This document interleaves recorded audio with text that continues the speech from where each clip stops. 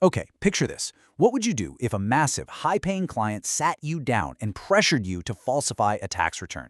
It's exactly the kind of nightmare scenario that keeps tax practitioners wide awake at 3 a.m. Because in this profession, let's be real, your reputation is your currency. One single wrong move, one tiny ethical slip when the pressure is on, and boom, your entire career could be ruined. So welcome to this explainer. Today, we're taking the official regulatory guidelines and turning them into your ultimate survival guide for tax practice. We are going to be looking at the literal boundary lines of professional survival.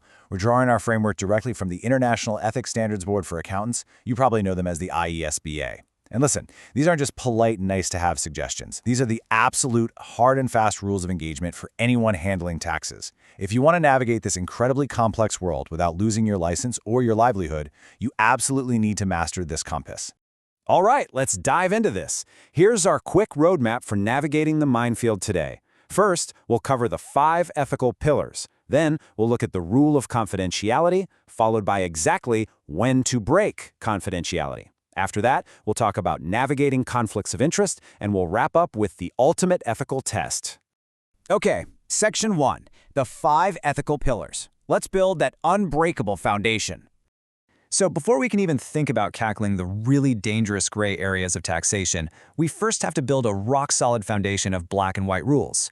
According to the IISBA, there are 5 fundamental principles that every single professional accountant must comply with: integrity, objectivity, professional competence and due care, confidentiality, and professional behavior. Think of them as actual load-bearing pillars. If any single one of these collapses, your entire ethical standing goes down right along with it. Starting right at the top with integrity. The official definition says you must be straightforward and honest in all professional and business relationships. But, what does that actually mean when you're sitting at your desk? It means fair dealing and absolute truthfulness in every single interaction you have. You can't just be technically correct on a loophole, you have to be genuinely honest. Basically, you cannot, under any circumstances, knowingly associate yourself with reports, returns, or any communications that contain materially false or misleading statements. You also can't stand behind information that was thrown together recklessly or stuff that intentionally obscures the facts. And here's the real kicker. If you find out later that you've been associated with this kind of misleading info, you have to actively take steps to disassociate yourself from it immediately. You literally cannot just look the other way. Moving right along to Pillar 2, objectivity. This is the strict requirement to never compromise your professional or business judgment because of some bias, a conflict of interest, or the undue influence of other people. Essentially, if a situation or a relationship is unduly influencing your judgment, you have to step away. You cannot undertake that professional activity. If your personal feelings or a third party's pressure are steering the ship, well, your objectivity is already overboard. Pillar number 3 is professional competence and due care. And hey, this isn't just about passing your initial exams and never opening a book again. It requires continuous, ongoing learning based on current legislation. You have to act diligently, carefully, and thoroughly. Crucially, this principle also means you are responsible for making sure anyone working under you has the right training and supervision. Oh, and you have to make clients aware of any inherent limitations in your services too. You just can't promise the moon if you only have a stepladder, right? Let's actually skip over to the 5th pillar for a second. Professional behavior. This simply means complying with relevant laws and avoiding any conduct that makes the profession look bad. And this applies heavily to how you market yourself. You absolutely must be honest and truthful. The rules strictly ban making exaggerated claims about what you can do, and they entirely prohibit making unsubstantiated, disparaging remarks about other people's work. If you have to trash talk another professional to build yourself up, you are flat out violating ISBA principles. All right, Section 2, the rule of confidentiality. Keeping those secrets safe. So, I skipped the 4th pillar a moment ago because honestly, it gets its own spotlight today. I want to warn you. Confidentiality is the exact spot where well-meaning professionals stumble and risk literally everything. Paragraph 114.1 of the code lays down a brutally strict rule. You must respect the confidentiality of any information you get during a professional relationship. That means no using client info for your own advantage or a friend's advantage. And pay close attention to this. This duty extends to prospective clients, even the ones who don't end up hiring you. And it continues even after your working relationship with a client is totally finished. You carry these secrets with you permanently. Which brings us to Section 3, when to break confidentiality, the gray areas. We are now entering the high-stakes danger zone of taxation ethics.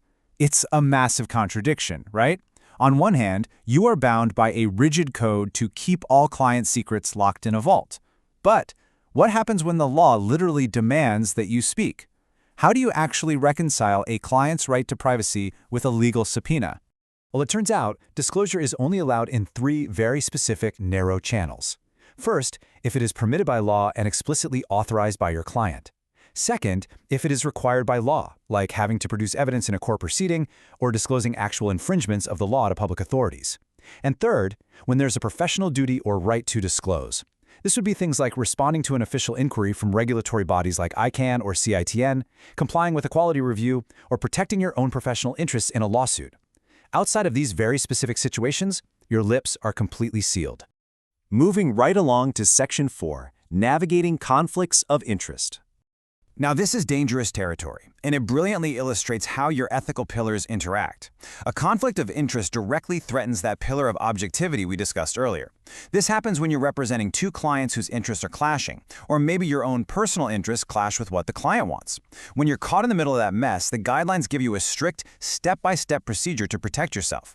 Step 1. Document absolutely everything. The issue, the discussions, the decisions. Step 2. If you can't resolve it yourself, consult a professional body like ICANN or CITN anonymously, or get a lawyer under legal privilege. Step 3. If the conflict is still totally unresolvable, you have to walk away.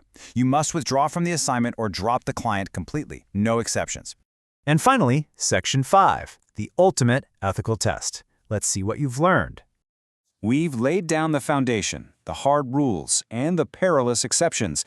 Now I'm going to challenge you to test your new survival skills with a rapid-fire quiz. These are based on real-worked examples straight from the source material. Let's see how sharp your ethical compass is today. Question 1. Which of the following is not a fundamental principle of ethics as specified by ISB? Is it A, integrity, B, objectivity, C, literacy, or D, professional competence? Lock in your answer. And the answer is C, literacy. Obviously, being able to read is, incredibly helpful in accounting, but the actual 5 pillars are integrity, objectivity, professional competence and due care, confidentiality, and professional behavior. All right, let's turn up the heat with question 2, a high-stakes confidentiality scenario. The following are circumstances where a tax consultant may disclose information on a taxpayer except A. Disclosure is permitted by law, B. Disclosure is authorized by the client, or C. Disclosure is required by a pressure group. What overrides your vow of silence? It's coerced by a pressure group. Remember those strict exceptions we mapped out earlier? Only legal obligations, professional duties to regulatory bodies, or explicit client consent can override your mandate of confidentiality. A random pressure group has absolutely zero authority to demand your client's secret. Okay, final question. Fill in the blank. The principle of blank requires an accountant not to compromise professional judgment because of bias, conflict of interest, or undue influence. Think back to those definitions of the pillars. What is it? The word we're looking for is objectivity. If you got all 3 of those right, seriously, huge congratulations. You've just mastered a highly structured, incredibly vital regulatory framework. You now know the exact boundaries that keep professional practices safe, legal, and respected. But before we officially wrap up this explainer, I want to leave you with one final real-world scenario to really chew on. Imagine your client confesses to massive, deliberate tax fraud in a private closed-door meeting, but then they explicitly forbid you from telling the authorities. Based on everything we just covered regarding confidentiality, professional behavior, and legal requirements, what is your exact next move? Think about the pillars, weigh the exceptions, because in the real world, the answer to that question might just define your entire career. Thanks for diving into this with me.